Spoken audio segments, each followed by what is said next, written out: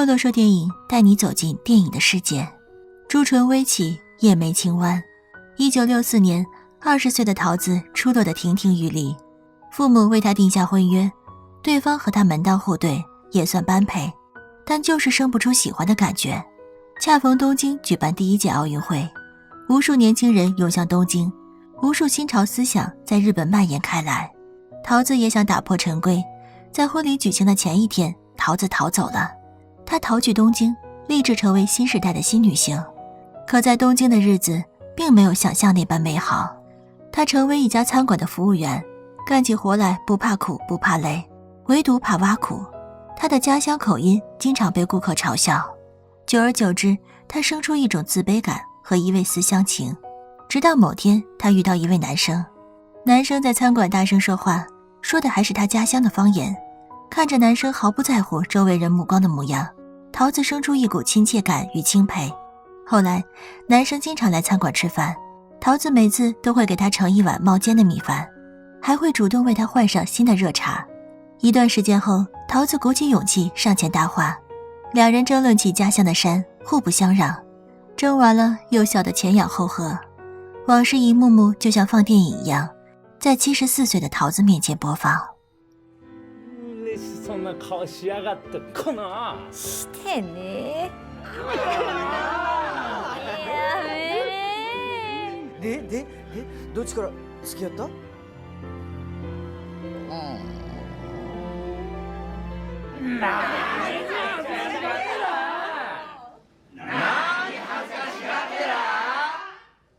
然后呢？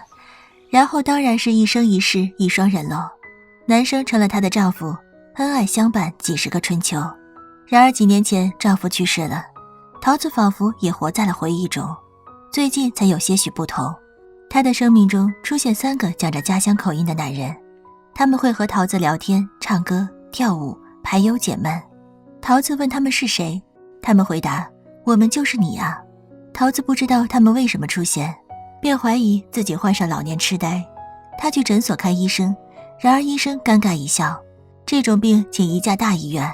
从诊所出来已是正午，桃子家来了一个不速之客，他是汽车推销员，态度诚恳殷切，说什么游子在天边，我在您身边，您就把我当您儿子吧。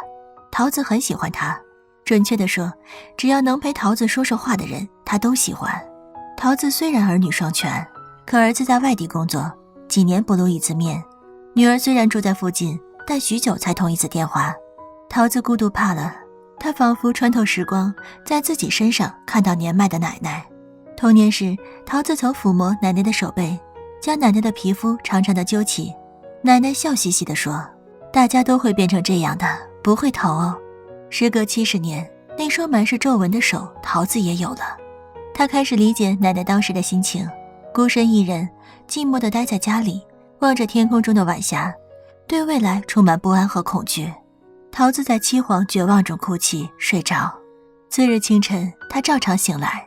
每天这个时候，她的脑海就会出现这样的声音：继续睡吧，反正起来也没事干，反正就只有你一个人。桃子在挣扎中起身，煎一颗水煎蛋，加一片面包。饭后将10几粒药一把放进嘴中，嚼一嚼咽下去，还口中作乐道：美味。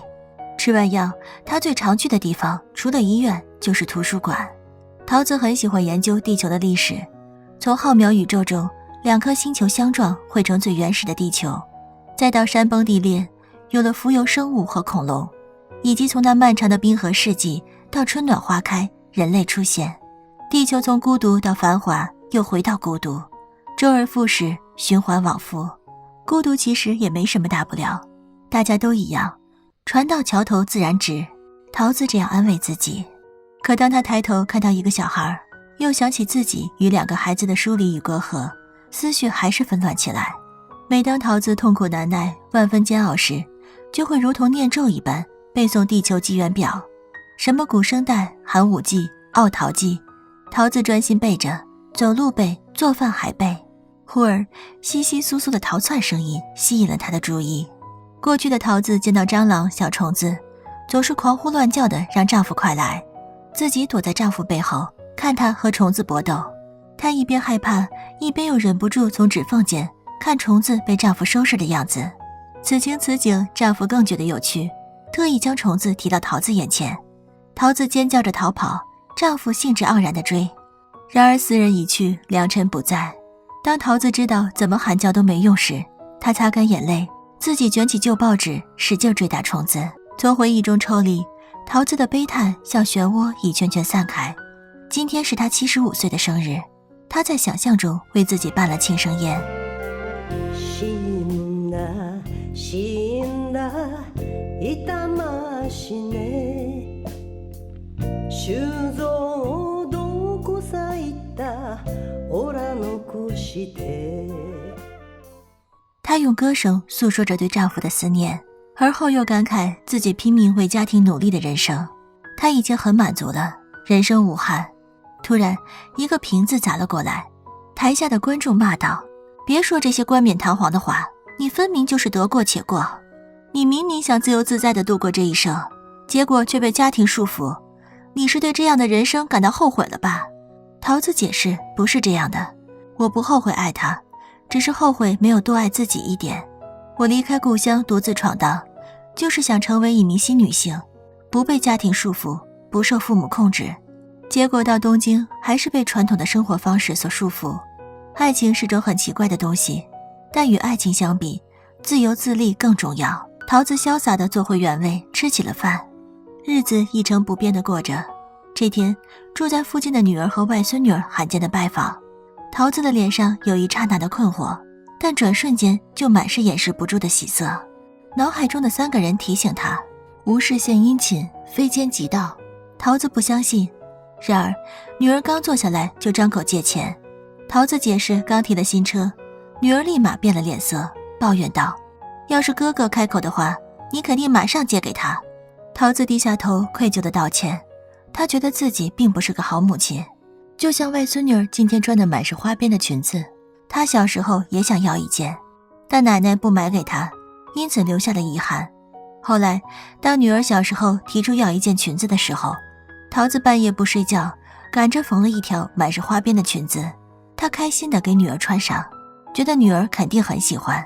可后来女儿告诉她，自己特别讨厌那条裙子，是被强迫穿的。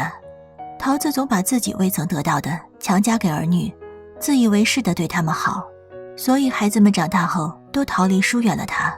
桃子这才意识到，自己曾经也是因为这些离开了母亲。这样的母子关系如此这般的复制着，她心里刀绞一样的难受。女儿带着外孙女儿匆匆而来，匆匆而去。离开前，外孙女儿羡慕地对桃子说：我很羡慕你自由自在。一语惊醒梦中人，桃子在心中暗暗做了一个决定，来一场说走就走的旅行。第二天，她怀着希望醒来，耳边再也没有了劝她别起床的声音。她熟练地去做早餐，做水煎蛋时幸运地打出双黄蛋，搞定早饭与午餐饭盒，桃子出发了。秋意渐浓，浅浅的阳光穿透金黄的树叶，桃子呼吸着带有桂花香的空气，迈开步子，欣赏着周围平凡又新鲜的一切。原来橘子已经结满枝桠，道路两旁的树木布满红叶，秋天竟是五颜六色的。桃子走过城市街道，走向森林深处，周围静得可怕。桃子自言自语道：丈夫死得早，孩子也都疏远了，没想到这个秋天会这么寂寞。我呀，到底是结了什么果啊？她蹲下身，无力再前进。一只手出现在她眼前，那是她的丈夫。丈夫牵住桃子的手，慢慢向前走。桃子有些惊喜，她问丈夫：你觉得我的人生最耀眼的时刻是什么时候？问完，她自己又回答道：是和你相遇的时候吗？还是带着2个孩子拼命活下去的时候？都不是，我觉得是你去世的这几年。你去世后，我第一次诚心期盼，彼岸真的存在，你就生活在那个世界。我们只是现在天各一方，日后一定会相见。桃子想和丈夫永远在一起，一直走下去。可当她走到树林深处，丈夫在不知不觉间消失了，取而代之的是童年时的自己。